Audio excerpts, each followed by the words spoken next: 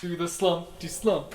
Do the slumpty dump. Except don't do the slumpty slump. Don't do it! Don't do it! We don't stand for slumps in this house. We stand for reading. We stand for reading.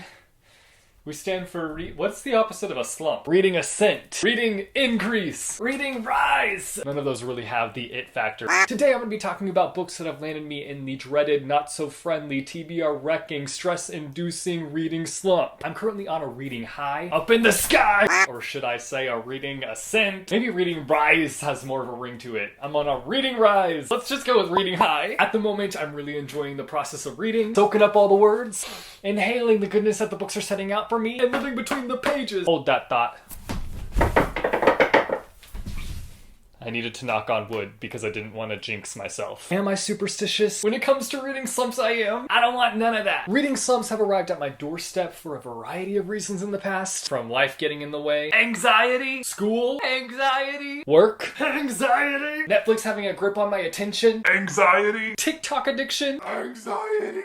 And every single one has been annoying, aggravating, and anger-inducing. Even when I know that reading slumps can be beneficial in the long run, which I know you probably just heard that and you go, beneficial? Where? I see the lie and it's right there. Beneficial? I think not. But hear me out. Typically when you reach the end of a reading slump, suddenly you're on a reading marathon, and suddenly you're tearing through books as if you've been on a lifelong curse and you've finally broken it. But when I'm going through it, when I'm in the thick of it, I still hate it because I know that what?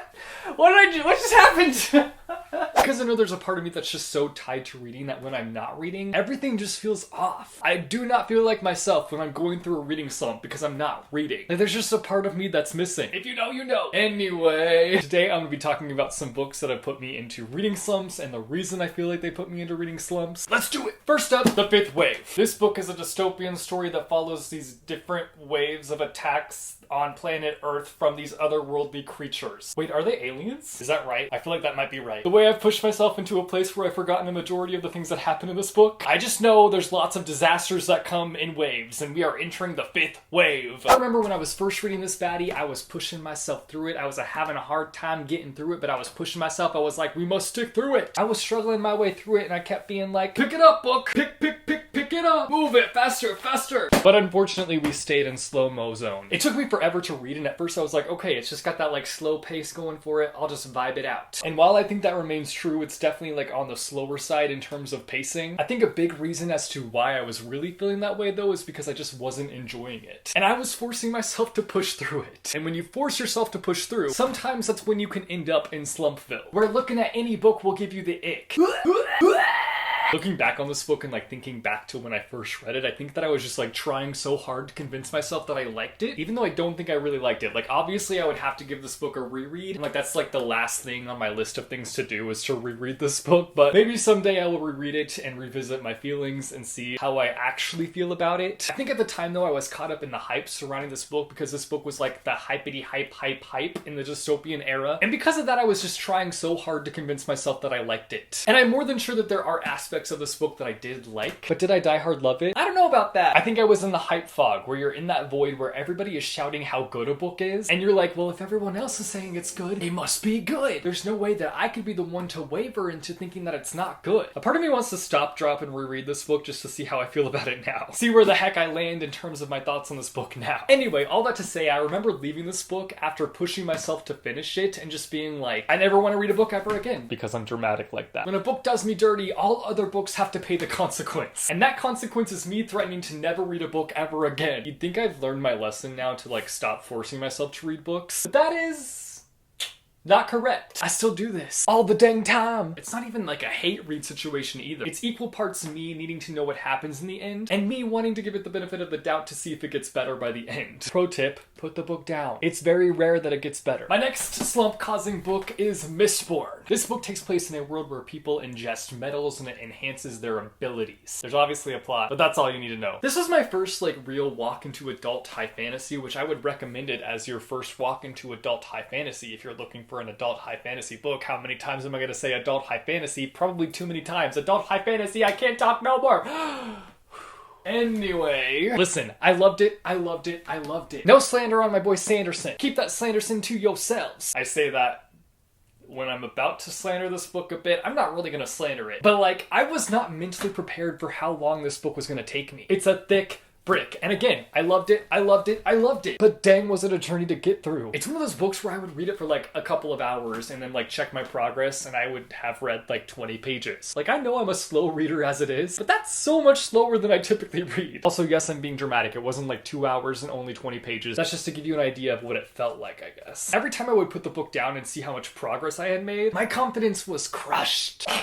It is good enough where you're like, I could be okay with this book never ending. But on the other hand, you have a whole TBR screaming at you to finish the dang book so you can get to more books. My slow reader self just has a hard time tackling big books, even though I know they'll be worth it. It's just that they take me forever to read as a slow reader, and I hate it. This one put me in a slump for 2 reasons. So one, obviously the time it took me to read it. It took me a very long time. And when I finished it, I let out a sigh of relief. Like, I did it, man. I stuck through. I didn't give up. I reached the end, and I deserve a reward. Because of all the work that I put in to read this book, coming out of it, even the thought of reading another book had me wanting to run for the hills. The second reason was because of how good it was. You know when you read a book and you're just like, that's it, that's the book. How will any book out there that I read moving forward compare to this book? It's that good. I've also yet to finish the trilogy because I'm still in that fear phase where I just know that books 2 and 3 will take me months to read, and that's intimidating for me. And then I also know that I probably need to reread book 1 in order to read book 2 and book 3. So, I'm in a very bad relationship with this trilogy, and I don't see it getting much better. The next 2 that cause slumps are both from Sarah J. Maas, and they're both from the same series. We've got Queen of Shadows, and we've got Empire of Storms. This is book 4 and book 5 in the Throne of Glass series, and it started out following our assassin girly, Selena. Selena? Is that right? Why does it sound so weird? Probably because that's not her name. Both of these books put me in a slump. First up, Queen of Shadows was like a big turning point for this series, though arguably Heir of Fire was as well, but I feel like this one was more so transformative, and I just was not mentally prepared for what was about to unfold with this book. Like, excuse me, Miss Sassy Massey, can I have a word with you for a minute? Can I give you the Uno reverse card, and can we backtrack a little bit and think about what the heck is going on here before we move on? That'd be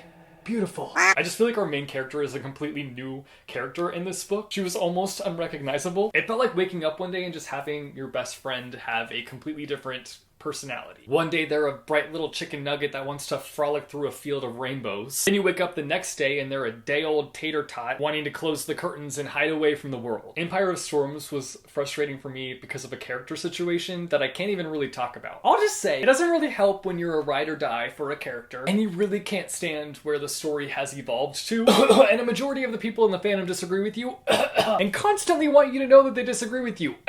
Those things factored into me just being like, I need a break. I'm done. You're done. I can't even look at books right now because I'm both sad and mad. Next on my list, Frankly in Love. Frankly in Love follows Frank Lee, who ends up in a fake dating situation in order to please his parents. This one wasn't a long slump, thank the heavens, but it was still a slump. And thankfully it was because it was an insta-love situation where I instantly loved this book. I instantly fell in love with it. Our eyes met and the next thing I knew, I was frankly in love. That is probably such an overused joke, but here I am using it again. I just love this book right away. It was a rush of a book relationship where when I read it, I fell hard, wrapped my heart around it, and when it was over, I had to enter the mourning period. When we broke up and parted ways, it was hard for me to move on because I gave this book my all. Okay, I'm gonna stop talking as if I had like a romantic relationship with this book.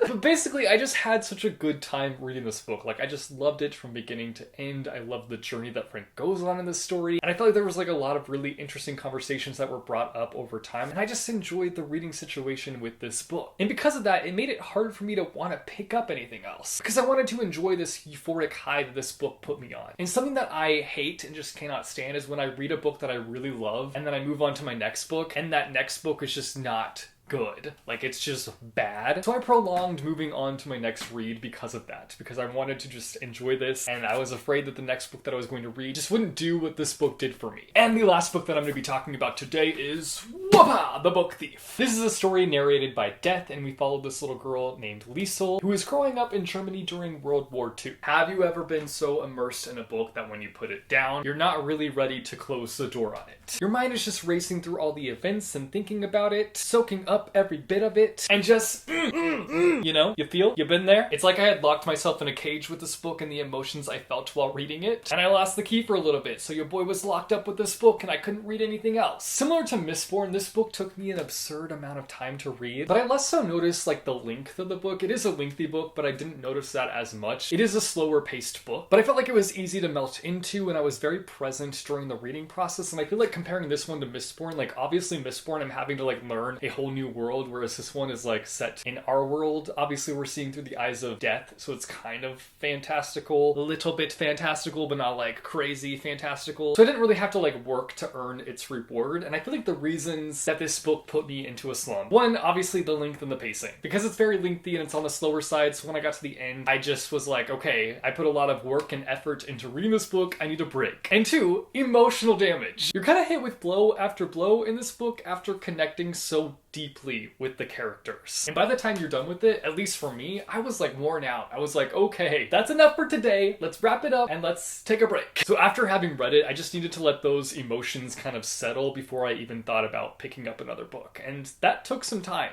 because this book made me very emotional. Those are some books that put me into a reading slump. I don't necessarily think that reading slumps are bad. Do I hate them? Of course. But sometimes you need them in order to appreciate reading, because when you're out of them, you're like, holy crap, I love reading. I remember why I love reading so much. That does not mean they're fun to go through. At least not for me. I can binge Netflix, scroll my life away on TikTok, but none of those things ever hit in the way that reading does. I want to hear from you guys down below in the comments. Let me know down below in the comments if there are any specific books that you felt really put you into a reading slump, and what were the reasons for that specific book putting you in a slump. Was it like because of the fact that it was super emotional, it hit really hard, the pacing, it was super slow, you didn't like it, and it put you in a slump? Let me know down below in the comments. If you like this video, be sure to go and hit that like button. If you want to see more bookish content from me, be sure to go and hit subscribe or go and hit that bell icon and you'll be notified every time I post new videos. As always, thank you guys so much for watching. I hope your day is bright, that tomorrow is brighter. Keep reading what your heart desires, and I will see you soon with a new video. Bye. Today, I'm going to be talking about some books that have landed me in the dreaded, not-so-friendly, TBR wrecking, stress-inducing, stress-inducing, and living between the pages. As if my hair wasn't flat enough, I just had to make it flatter. Reading slumps have arrived at my doorstep. At my doorstep! Stappity-stap. Where is this energy coming from? First up, whoa. This is book 5 and book 6. Not book 5. This is book 4 and 5, right? It's really hard. Can't cry in your arms. You're not here. I'll buy you any ring and I'm in pieces. Baby, fix me. And you shake me till you break me from this bad dream. For you, I would have done whatever. And I just can't believe we ain't together. And I wanna play it cool.